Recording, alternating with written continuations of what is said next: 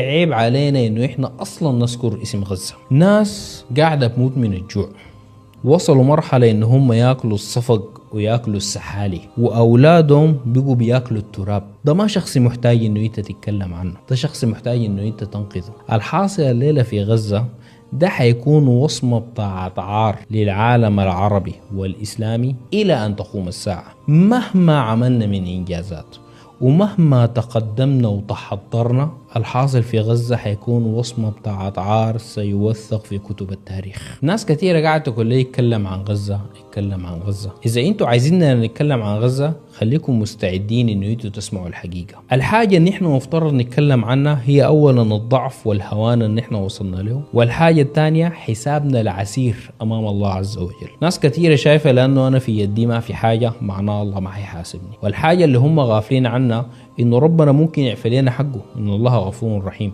لكن نحن دخلنا في حق ناس، نحن خذلناهم، ودي النقطة اللي الناس ما واعية لها. في ناس كتار فاكرين إنه ربنا سبحانه وتعالى حيحاسبنا بناء على اتفاقية سايكس بيكو، إنه دي دولتك، أنت عليك تركز على دولتك بس، عندها حكومة، دي خلاص دي دولتك، ده اللي أنت مسؤول منه، أنت ما مسؤول عن الباقين. دي اتفاقية سايكس بيكو. مش كده بقول لك دي ما دولتي أنا علاقتي شنو. لكن ربنا سبحانه وتعالى ما حيحاسبنا على سايكس بيكو، ربنا سبحانه وتعالى حيحاسبنا بناء على ما جاء في القرآن والسنة. ربنا سبحانه وتعالى في القرآن قال: واعتصموا بحبل الله جميعا ولا تفرقوا إن هذه أمتكم أمة واحدة وأنا ربكم فاعبدون. فكل شهيد